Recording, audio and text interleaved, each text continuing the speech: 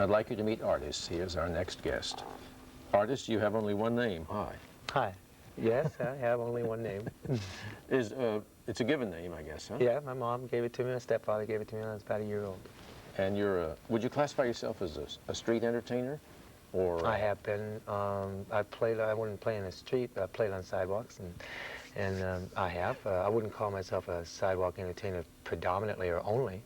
No, I'm just an entertainer. Been pretty much full gamut, television, radios, everything but movies. I haven't done any movies. I've done a lot. Artis plays the spoons, and he does other things too, so he's going to do everything that he does. And you do this for schools in addition? Oh yeah, schools, parties, like I said, radio, television, private, public. How long have you been playing the spoons? I've been making my sole income at this for 14 years. Been playing them steadily for about 16, and when I was 10, now I'm 39, my mother, when I was 10, got me a pair of musical spoons. They were like regular tablespoons, right? And they were matched, sort of like this. They were about this big, I guess. And they were held together by a plastic handle. So all you did was hold on to them like a handle. And I never really had to develop a way of holding them like this. But somebody told me back then I didn't have to have the handle. And I guess I kept that in my mind. And basically, the only reason I played is because I'm a frustrated electric guitarist. Never had the wherewithal to discipline myself to play what I really want to play. So it was easy to play spoons. When I was about 22 or 3, I picked up a pair of spoons, held on to them. It came natural to hold on to them this way. You hold on to them several different ways. I hold them 2 fingers apart, firmly, so that every time they hit, they make a sound. But you can hold them 1 finger apart. You can hold them on either side of your thumb and wrap your thumb around it, like so. Or, you know, and then what I do is really basic. I mean, it looks like a lot when I'm really playing, but I really do is I run them down my fingers. I spread the fingers on the opposite hand out wide and run them down that. I hit my palm, biceps, and thighs. Hit my mouth and put them all together. Yeah. You also play sticks. Yeah, sticks, and you play forks. Is forks considered spoons? I mean, I think they're considered something similar in the way of playing. Yeah, I play forks. Actually, if you're playing forks and you happen to be, you know, careless, you can hurt yourself more with forks than you can with a butter knife. So you want to be careful. They're pointed, you know, but they sound nice. They got a different sound altogether. Like this is a wooden spoon, see, and it's got a bigger chamber in here for, you know, for sound. that is nice. Isn't it? Yeah. And you also play wrenches? Yeah, I just picked these up this week. I'm kind of disappointed. They're not what I thought they would. See, I play these after the fashion of bones, which is a traditional instrument in this country and in Ireland and Africa. And but I play knives, and that's a little more with a spoon. A little more ring to it. You know, get that bell. Mm-hmm. In fact, here's a butter, I mean, rather a pie server, I guess. Get the idea. Well, sticks. You've appeared at Scarborough Fair. I have, right? Yeah, for the last 5 years, I guess. And how do people contact you for entertainment at schools? Because how long do your shows last? As long as I do assemblies. Like I like to do assemblies for a half hour, 45 minutes, depending on the you know, the reaction from from everything from preschool to college, for that matter, and then you know, depending on their interaction, half hour to 45 minutes or so. And then I like to do, especially for like the younger, the elementary K to 6 or 7 or so, those interested, I like to do workshops. Because I also do string figures and a few other things. So I do a pretty complete variety show. And then I like to do workshops, teach folks, you know, what I do, how I do it. It's really basic stuff. It's like these spoons. I won't spend more than 50 cents on a spoon. These are the regular spoons, same as you have in your own kitchen drawer. Could you give us a mini concert on the spoons? Yeah, my pleasure. Should I back off? Might back off a little bit.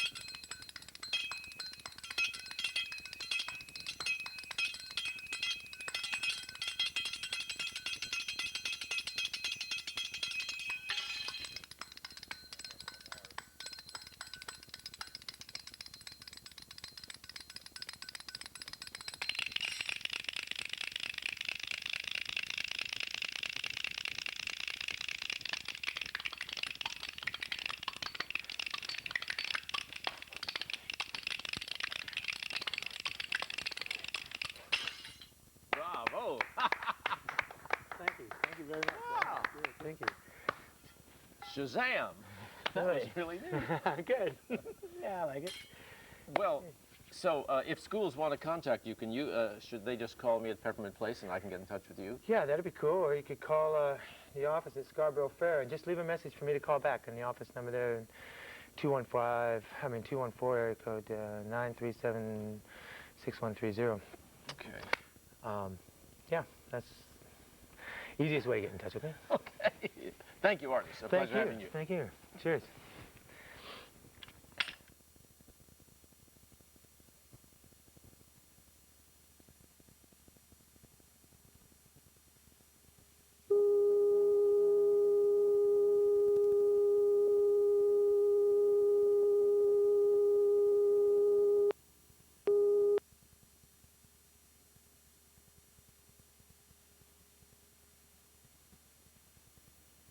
Hi there. Thank you, Mr. Peppermint, for having me on. I'd like to share some string figures with y'all. This is just what it looks like, piece of string. Only it's nylon, so it has no knot holding it together. It's sort of melted together here.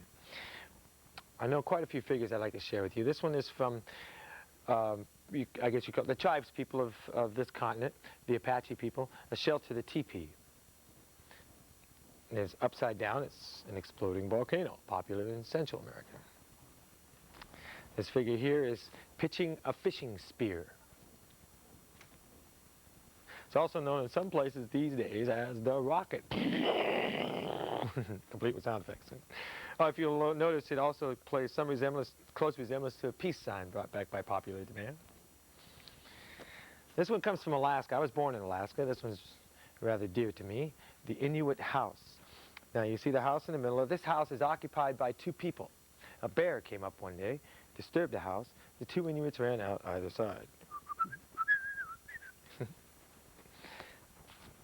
Let's see here. How about another tribespeople figure from the Navajo of this continent? Many stars.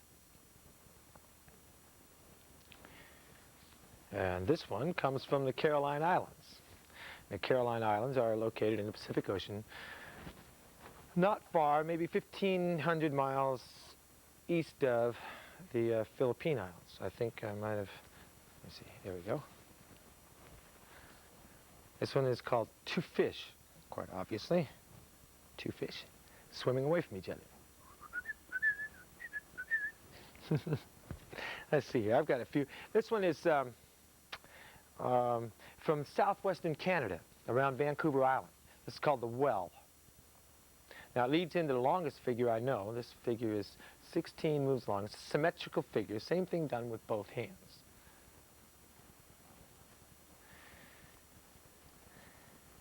Dedicated to those of you born in the astrological season of Cancer. The crab. You see the pinchers on the side, body in the center. Now they also have some figures that are called catches. And you want to watch close or you'll miss it now. Whoa, or maybe I'll miss it. Whoa. Oh, don't tell me I've forgotten it. There we go.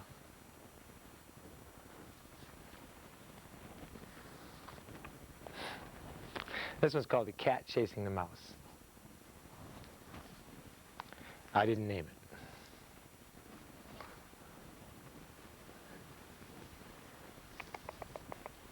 Speaking of cats, meow, meow.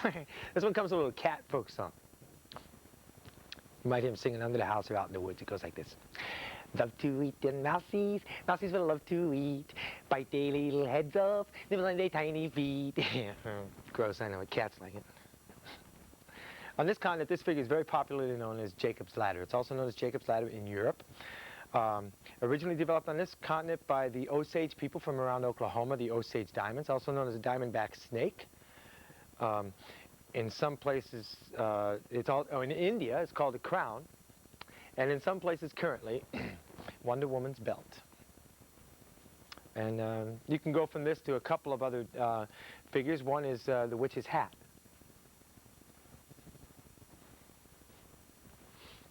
And let me show you just a couple more. This one is an eagle in stoop for its prey. An eagle with its legs down, about to land to get something to eat. Wings out, legs down. Whilst on the subject of birds. Oh, here's an international figure. It's done everywhere. It's called a knot.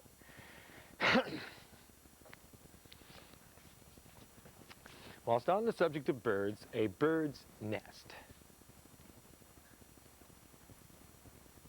And this is a story from New Guinea. New Guinea is located north of Australia. Deep in the exotic South Pacific, if you can imagine, there lives a giant sea snake named Picar. Now, Picar swims around the ocean down in amongst the coral reefs. The little fish fly from him for fear of being eaten by his big jaws. Fishermen throw nets and pitch spears, but he eludes them swimming about in the seas. And sometimes, if you happen to be cruising the exotic South Pacific, you might catch a glimpse of Picar, the giant sea snake. There he goes now. You see him go? There he goes. Oh my goodness. There you go. There's a smile.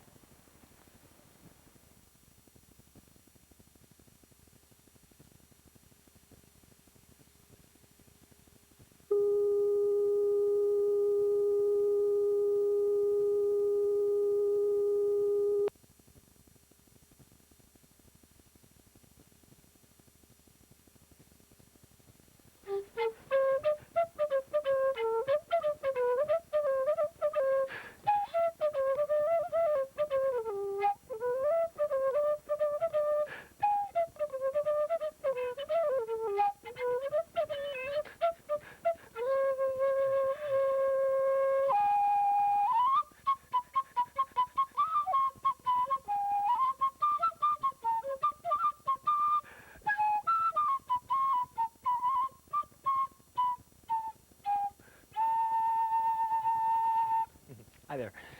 That's a nose flute. Now, nose flutes really aren't really uncommon throughout the world. They are common in some places, actually. This was fashioned after a Philippine nose flute. They're played in the Philippine Islands. They were used traditionally in the Philippine Islands to serenade loved ones. And so they were played in the quiet, you know, what you call the twilight of the evening. They're also popular in Tibet, and I believe they've been played in Africa and Australia. And Southeast Asia, Laos, they play them there. This is not quite so common, but I'm certainly not the only one doing it. This may be the first time you've seen it. This is a bamboo flute, lateral, or transverse, I guess I call it, bamboo flute, 6 holes.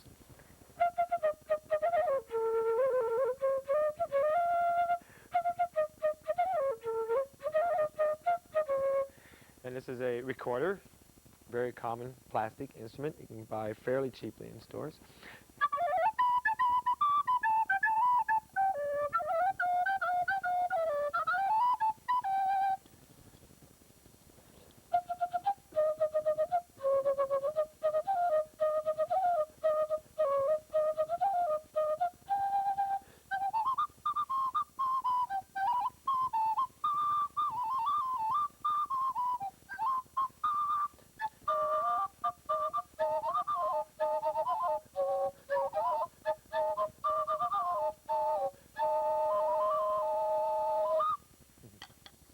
Now, what I've got on my neck here is an instrument that was given to me by the man who made it, Brian Mumford, several years ago.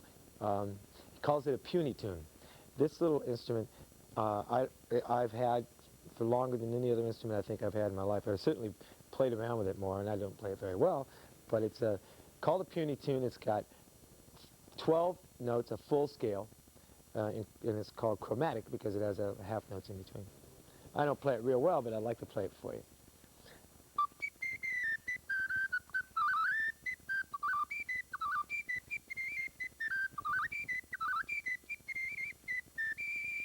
Now, it doesn't go out of the octave, so in order to complete some songs, like that one, which is Woody Woodpecker, I don't know if you've heard it or not, it's a popular song a few years ago, in order to go out of the octave, I have to improvise, and this is how I improvise. I whistle along with it.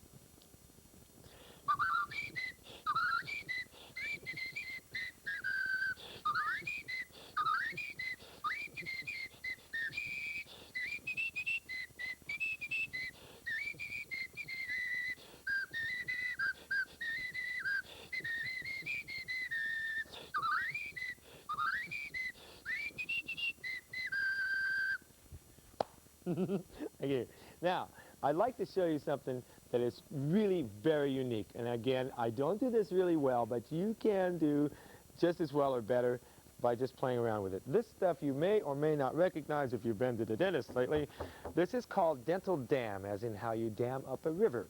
Now, the reason it's called that is because the dentist will take a sheet of this rubber and he'll stretch it out and he'll put it over your mouth and he'll have this god-awful apparatus over it. And it's, you know, metal and rubber. And he'll stick a tooth through it, right? And what it does, when it's stretched out like that, keeps you from breathing or spitting on your own tooth while he works on it. Keeps it dry, therefore it dams your breath away from the tooth, right? That's why they call it dental dam. The next time you go to the dentist, ask him if you can have a sheet of the heavy gauge. And if he charges you for it, don't go back to him. It's not worth a whole lot. All right? And then you take it home, and you either cut it or have somebody cut for you a strip about 1 inch wide, right down. Now, best to do this with something sharp so that it doesn't come jagged, like mine's kind of jagged. You want a nice, clean slice right down the edge of it, and it'll last a long time. I've had this sheet, oh my goodness, years. I've had this sheet 2 or 3 years or more. And you get it, and I don't know if you've ever played a trumpet or if you've ever played a blade of grass, but what you do is you close your lips tight together and you just blow through them hard till you... I know a guy who is a percussionist in a very professional Latin jazz dance band. They play, you know, anywhere and everywhere. And he completely replaces the trumpet with this little piece of rubber band. I don't do it that well. I mean, he can play Mary Had a Little Lamb or a Bach Sonata. I mean, he's really cool. I don't play it that well, but I'll give you an idea and I'll show you how to do it. What you do is you stretch it out nice. Do that trumpet stuff, put this in between your lips.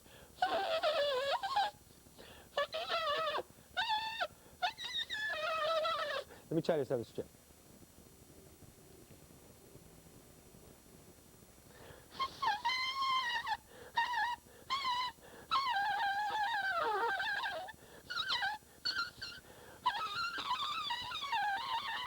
Get the idea?